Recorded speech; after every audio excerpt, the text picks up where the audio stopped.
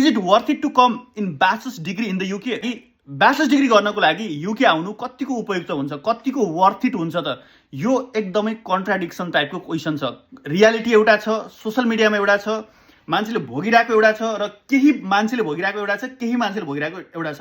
अब यो सबै कुरालाई मिक्सअप गरेर र मैले ब्याचलर्सका स्टुडेन्टमा देखेको भएको उनीहरूको स्टोरीहरू सुनेको आधारमा म तपाईँलाई सेयर गर्छु के छ र के छैन। तपाईँ ब्याचलर्स डिग्री गर्न आउने सोच्दै हुनुहुन्छ र तपाईँको कोही साथी ब्याचलर्स डिग्री गर्न आउँदैछ युकेमा भने you should share this video. तपाईँले यो भिडियो सेयर गर्नुहोस्। तपाईँ फुल्ली लोनमा आउँदै हुनुहुन्छ र त्यो लोनको ब्याज 3 महिनामा, 1 महिनामा वा 6 महिनामा तिर्नुपर्नेछ र त्यसको ब्याजको स्टार्टिङदेखि नै भार तपाईँलाई पर्छ भने स्टार्टिङदेखिको 3 महिनादेखि नै त्यो लोनको ब्याज तपाईँले चुक्ता गर्नुपर्ने हुन्छ भने चाहिँ don't plan to come to UK.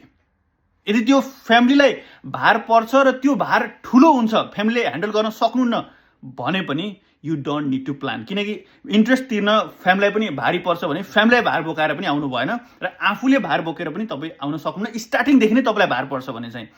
Then second point is यदि युकेमा भ्यालुएबल हुने खालको डिग्री गर्न आउँदै हुनुहुन्छ, युकेमा पनि त्यो डिग्री सकिसकेपछि त्यसको भ्यालु छ र त्यो फाइनेन्सियल म्यानेजमेन्ट गरेर आउँदै हुनुहुन्छ जसको टोटल्ली भार तपाईँमा पनि छैन र टोटल्ली भार फ्यामिलीलाई पनि पर्दैन भने यु क्यान प्लान। तपाईँले प्लान गर्न सक्नुहुन्छ किनकि तपाईँ भ्यालुएबल डिग्रीको लागि आउँदै हुनुहुन्छ। थर्ड थिङ इज तपाईँ फिजिकल्ली र मेन्टल्ली स्ट्रङ हुनुहुन्न र केही वर्ष, not few months, few years, 3 वर्ष कन्सिस्टेन्ट भएर डिसिप्लिनका साथ र प्यासेन्स राखेर, धैर्यता राखेर तपाईँले काम गर्न सक्दैन जस्तो लाग्छ भने you don't come to UK. UK नआउनुहोस्।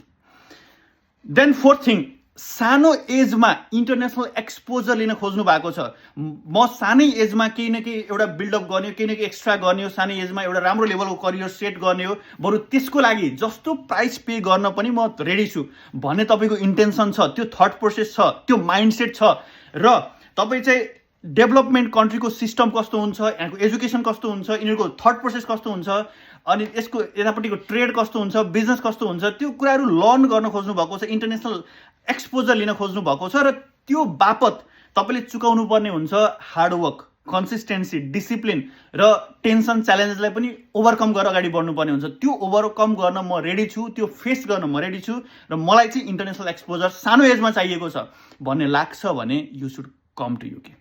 You should plan to come to UK. मेरो यो चाहिँ मेरो बुझाइ हो, यो चाहिँ मैले बुझिरहेको छु। अब यसमा व्यक्तिको भोगाइ अनुसार आफ्नो एक्सपिरियन्स हुन्छ। सबै मान्छे सबै फिल्डमा सफल हुँदैनन्, सबै मान्छे सबै क्षेत्रमा सफल हुँदैनन्। त्यो क्षेत्रमा सफल हुनको लागि केही स्किल्स, केही नलेज, केही माइन्डसेट तपाईँलाई चाहिन्छ। त्यो माइन्डसेट, त्यो नलेज, त्यो स्किल्स भयो भने सफल हुन सकिन्छ। त्यही भएर सफल मान्छेको र केही एचिभमेन्ट गरेको मान्छेको, केही ग्रो गरेको मान्छेको सुन्नुभयो भने उसले तपाईँलाई ग्रोथ ओरिएन्टेड कुरा गर्छ।